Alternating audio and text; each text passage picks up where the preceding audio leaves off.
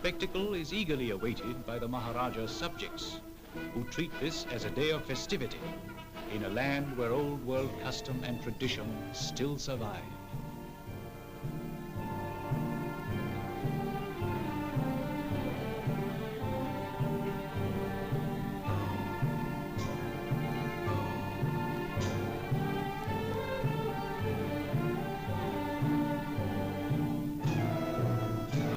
Are heavily laden with priceless embroideries and wear age-old designs painted on their heads in obedience to Hindu ritual.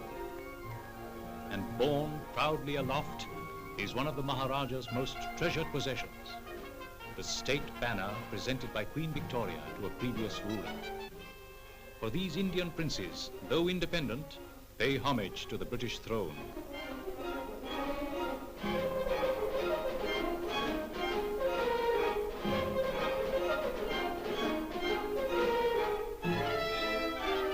By placing a garland of flowers round the prince's neck. This ritual is watched in impressive silence by the noble assembly.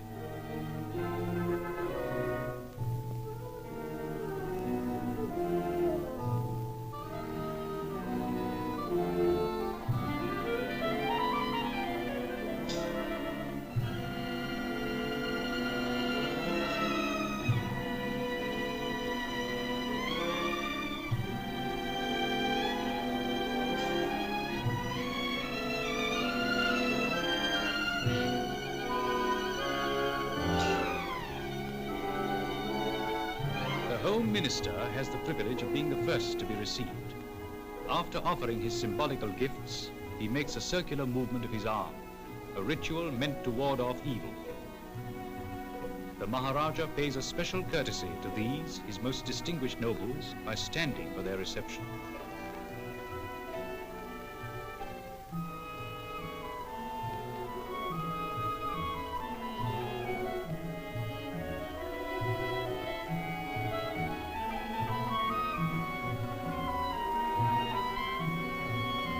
Other officials and dignitaries advance to offer him their gifts of salt, bread, rice, and coins, symbols of their homage and their loyalty.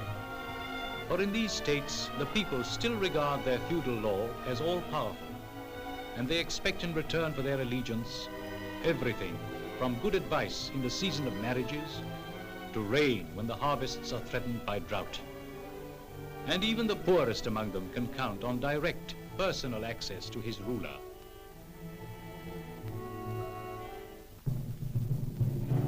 The armed force of the state is represented by the commander-in-chief. Some of his many decorations were won on the battlefields of France and Flanders. For independent though these Indian princes are, they offer their swords and their armies in time of war to the King Emperor. He and his officers express their fidelity by presenting their swords to be touched by the prince.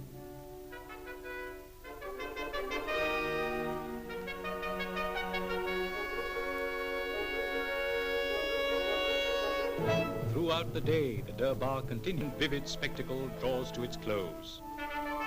Once again, the nobles and officials have expressed their loyalty to their prince, and once again, the people have seen the splendor of their state. Slowly, the Maharaja descends to his palanquin and is borne away to his private domain.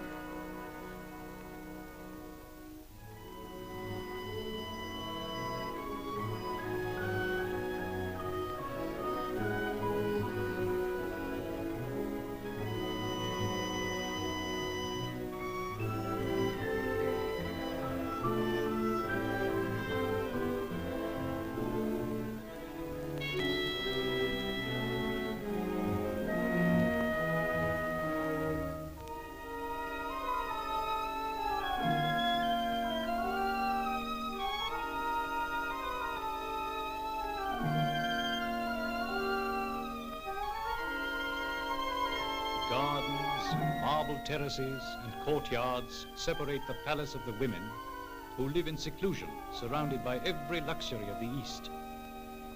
Their days are spent in music and singing, and the marble halls echo with their gossip.